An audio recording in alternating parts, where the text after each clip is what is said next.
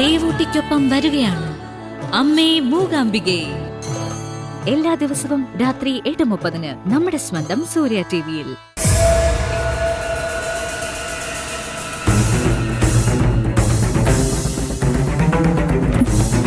നീ എങ്ങോട്ടാ?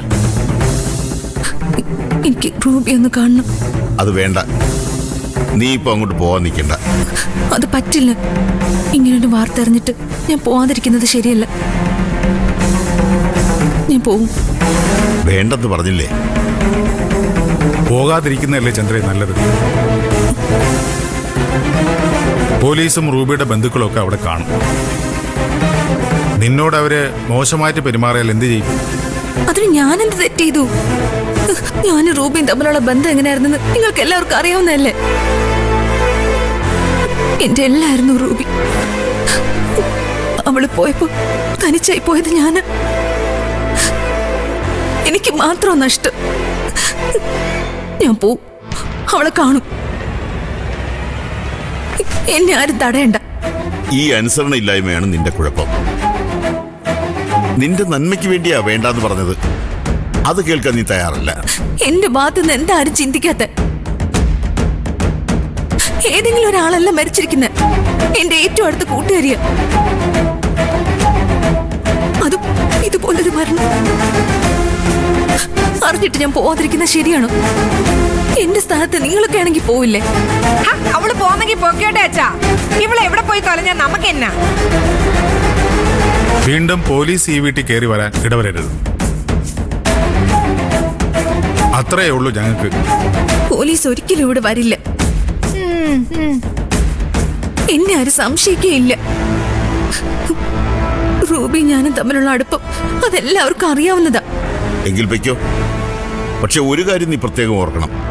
ഇതിനെ ചൊല്ലി എന്ത് നടന്നാലും അതിന്റെ സകല ഉത്തരവാദിത്വവും നിനക്ക് മാത്രമായിരിക്കും. ഒന്നും സംഭവിക്കില്ല.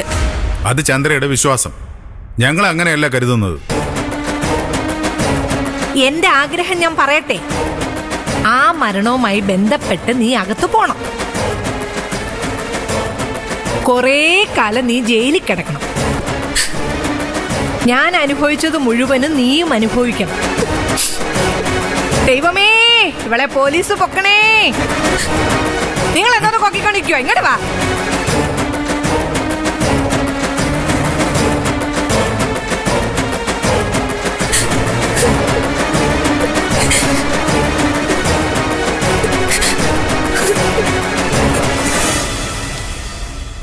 എടാ, കാശെടുത്തവരെ കുറിച്ച് വല്ല വിവരവും കിട്ടിയോ?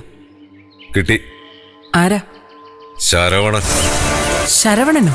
അതെ, അവനിപ്പം നല്ല സമയമല്ല. അതാ ഇങ്ങനൊക്കെ ചെയ്യാൻ തോന്നിയത്. വീട്ടിലില്ല ഞാൻ അവനെ. അവന്റെ മരണം അടുത്തു കഴിഞ്ഞു. ഇതാ നിന്റെ കുഴപ്പം. ഈ ദേഷ്യം എടുത്തു ചാട്ടവും. ആളുകളെ കൂടെ നിർത്താൻ ഇനിയും നീ പഠിച്ചിട്ടില്ല. എന്നാടാ നീ ഇതൊക്കെ പഠിക്കുന്നേ? എല്ലാരെയും വെറുപ്പിച്ച് എത്ര കാലം നീ ഇനി ജീവിക്കും? അമ്മ, ഇത്രയും കാലം ഞാൻ ജീവിച്ചില്ലേ, ഇനിയും ഞാൻ ജീവിക്കും. എന്തു വില കൊടുത്തും ആ ശരവണനെ ഞാൻ കണ്ടുപിടിച്ചിരിക്കും. കാശ് തിരിച്ചു പിടിച്ചിരിക്കും. ഞാനൊരു കാര്യം പറഞ്ഞാൽ നീ അനുസരിക്കൂ? അമ്മ പറ. ശരവണനുമായിട്ടുള്ള ശത്രുത നീ ഉപേക്ഷിക്കണം. അവനെ സ്നേഹത്തോടെ ചേർത്ത് നിർത്തിയാൽ മാത്രമേ നിനക്ക് ആ കാശ് തിരിച്ചു കിട്ടൂ. അല്ലെങ്കിൽ അവനതൊരിക്കലും തരില്ല. അവൻ തരണ്ട, ഞാൻ വാങ്ങിച്ചോളാം. ജീവൻ പോകുന്നെന്ന് കണ്ട അവനല്ല, അവന്റെ മരിച്ചുപോയ തന്ത കുഴിയിൽ നിന്ന് എഴുന്നേറ്റ് വന്ന് കാശ് കൊണ്ടുതരും. നീ കാണിക്കാൻ പോകുന്നത് മണ്ടത്തരോ? അമ്മേ, അമ്മ എന്നെ ഉപദേശിക്കാൻ വരണ്ട. അമ്മയ്ക്ക് അതിനുള്ള അർഹതയില്ല. അമ്മ ഒറ്റ ഒരാൾ കാരണമാണ് ഇപ്പൊ ആ കാശ് പോയത്. അമ്മയുടെ സ്ഥാനത്ത് വേറെ ആരെങ്കിലും ആയിരുന്നെങ്കിൽ ആ കാശ് നഷ്ടപ്പെടില്ലായിരുന്നു. നീ തന്നെ ഇത് പറയണം. ഞാൻ കാല് പിടിച്ച് കെഞ്ചിയതല്ലേ കൂടെ വരാൻ. എന്നിട്ട് നീ കേട്ടോ? ഇക്കണ്ട പ്രശ്നങ്ങൾ മുഴുവൻ ഉണ്ടാക്കി വെച്ചത് ആരാ? നീയല്ലേ? ശരവണൻ നിന്റെ ആളല്ലേ? ശരവണൻ എങ്ങനെ അറിഞ്ഞു സ്ഥലം വിറ്റ കാശും കൊണ്ട് ഞാൻ വരുന്നു? എന്നിട്ട് കുറ്റം മുഴുവൻ എനിക്ക്. നിന്നെപ്പോലെ മക്കളുള്ള എല്ലാ അമ്മമാരുടെയും ഗതി ഇതാ.